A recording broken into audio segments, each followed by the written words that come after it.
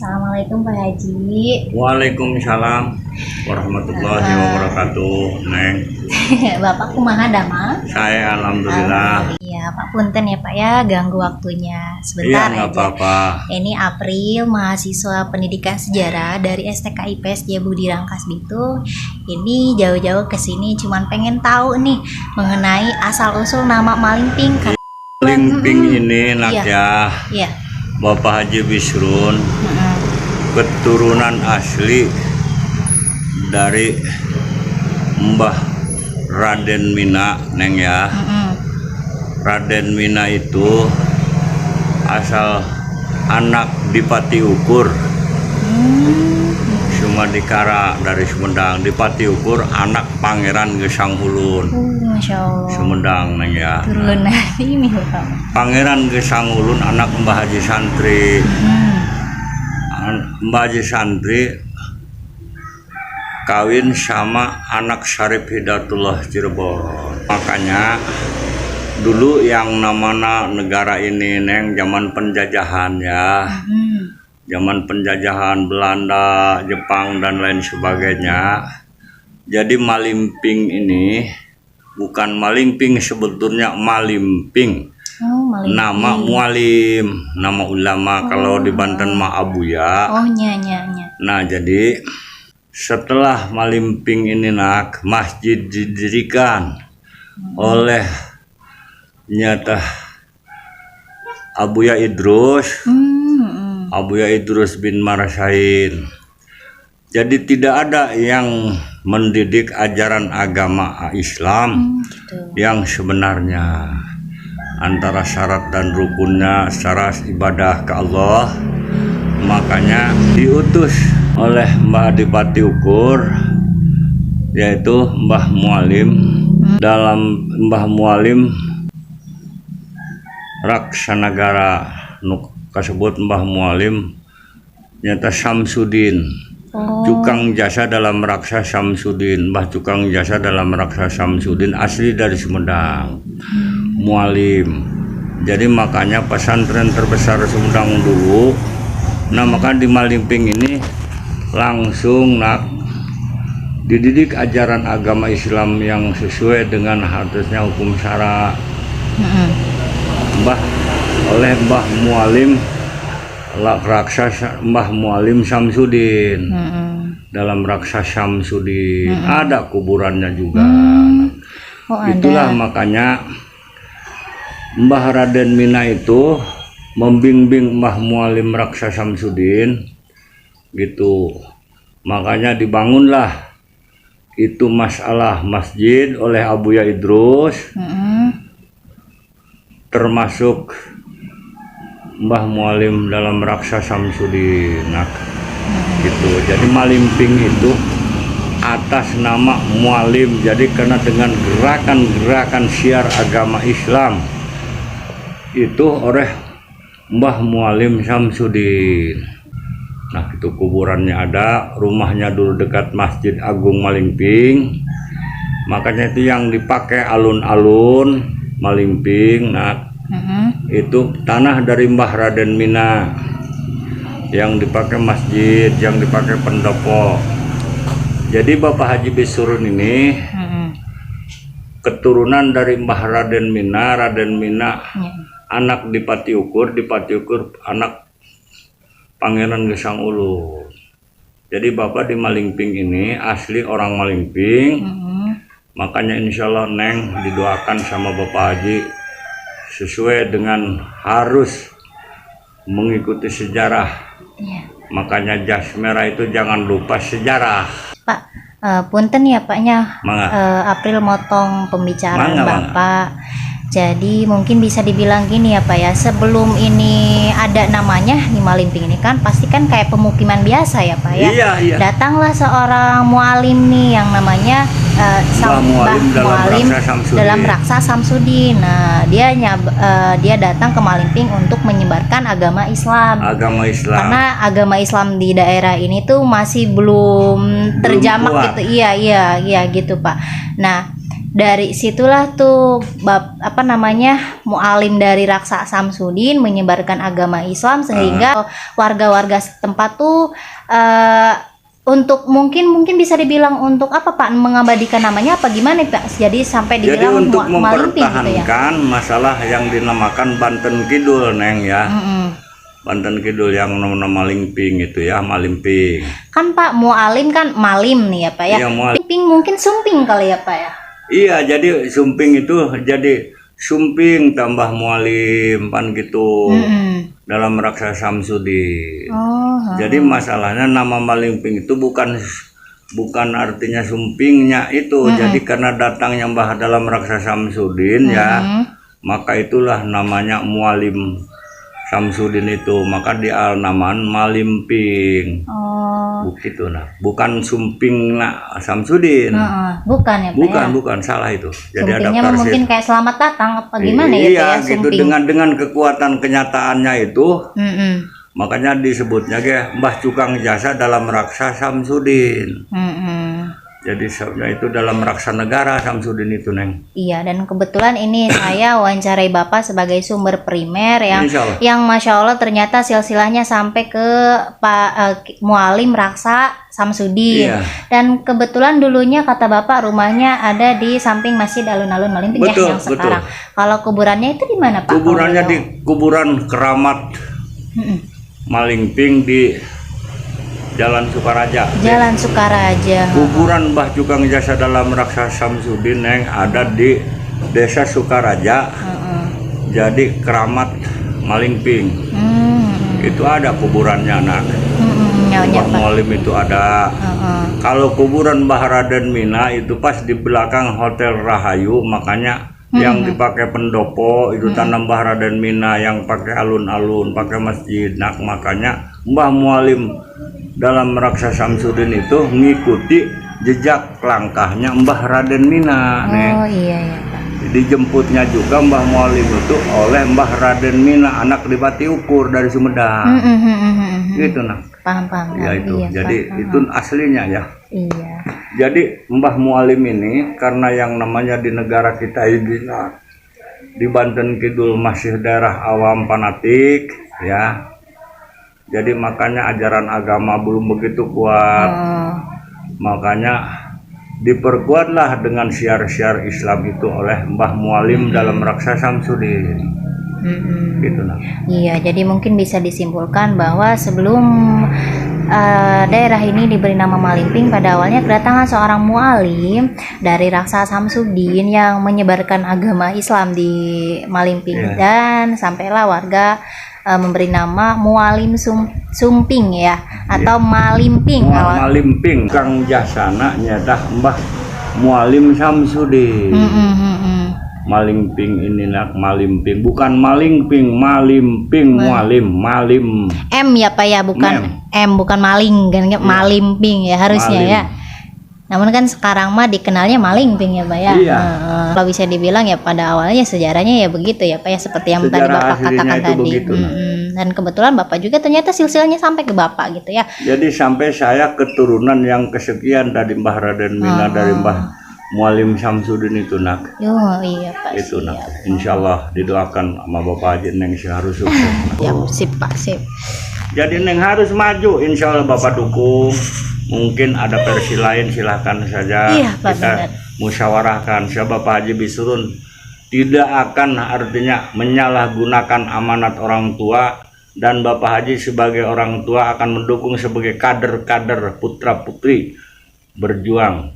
Makanya Lebak Parahyang itu Neng dipindahkan ke tempat yang sekarang yang namanya itu artinya daerah Balong itu Neng. Iya Pak, benar. Iya Pak. Iya. Ini nanti video ini bakal saya edit terus upload di YouTube ini Pak. Ini boleh ya Pak? Izin upload ya Pak ya? Saya Bapak asli orang Malimping, putra daerah, asli orang Kabupaten Lebak, dan asli putra daerah Provinsi Banten. Kenapa tidak?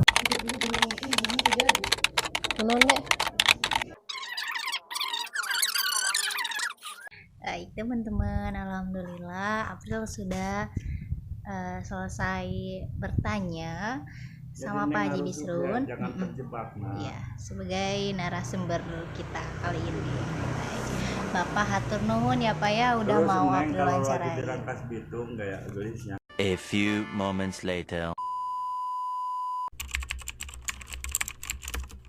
Kali ini saya udah berada di rumahnya Pak Aceng yang mana beliau adalah narasumber kedua saya di dalam penelitian mengenai asal-usul nama Malingping, teman-teman.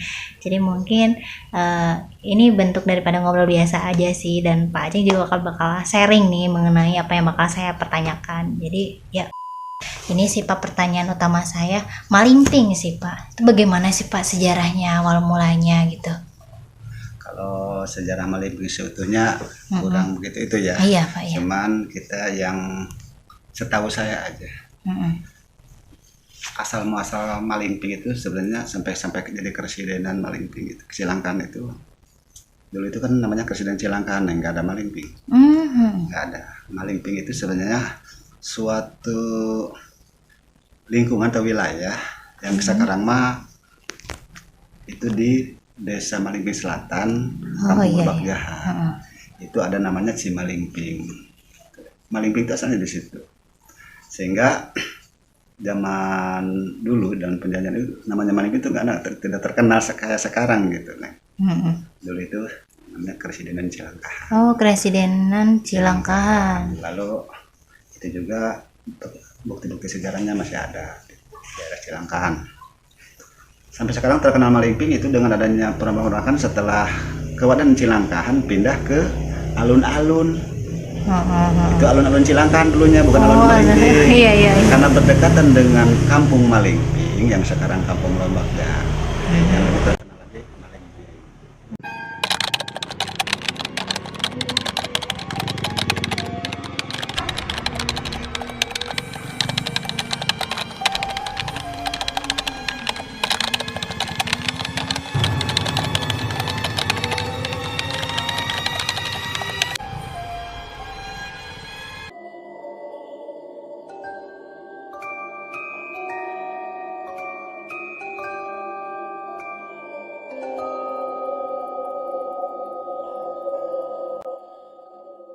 Saya sedang berada di Kampung Polotot yang tempatnya yaitu di pemakaman pemakaman keramat.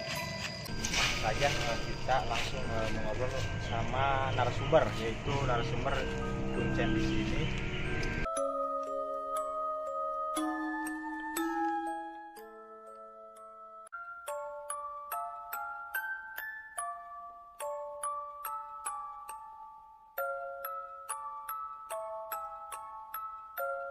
Ya di sini saya hanya selaku perawat gitu ya, pemelihara gitu di sini.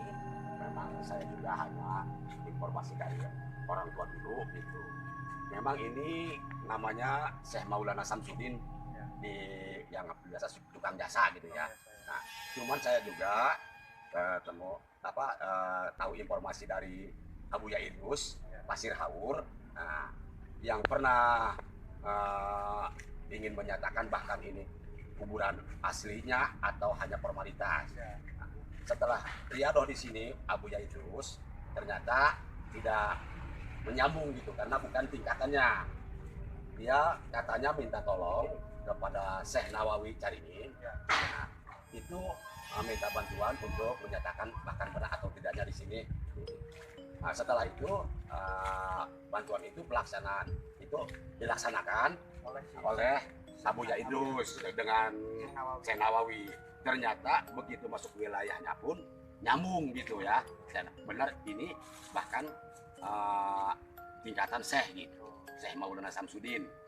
Ini katanya bukan formalitas. Ini benar pejuang agama dulu yang ditugaskan ke wilayah selatan, Banten Selatan ini gitu. Cuman namanya sepengalaman saya ya yang datang ke sini yang riadoh, ada yang menyatakan keturunan Sumedang, ada yang menyatakan keturunan Pajajaran. Cuman saya mah hanya sekadar pemelihara gitu. Itu mah masing-masing punya istilahnya ini satu pribadi masing-masing gitu kan. Bahkan keturunan-keturunannya mah. Jadi saya mah hanya sebatas tahu di sini tuh Syekh Maulana Samsudin istilahnya. Di sini aja kita langsung ke Boleh. kita lihat. Ini panjangnya berapa meter, Pak? Ini ya. Ini panjangnya 4 meter. 4 meter. Memang dulu mah nggak begini, hanya sebatas batu doang ya. Oh, iya. Dari sini cuman setelah kami pelihara, sedikit ada bantuan dari masyarakat maupun dari istilahnya donatur gitu. Alhamdulillah terwujud seperti ini gitu. Bukan kami ingin istilahnya mengatakan, cuman hanya sekadar kami pemulihan. Oke, untuk teman-teman, tadi kita sudah berbincang-bincang dengan Pak Ahmad Dayani tentang makam dari Syekh Maulana Samsudin.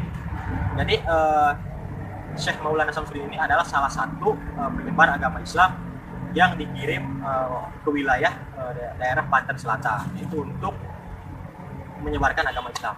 Halo, assalamualaikum warahmatullahi wabarakatuh, teman-teman sekalian dan dosen-dosenku.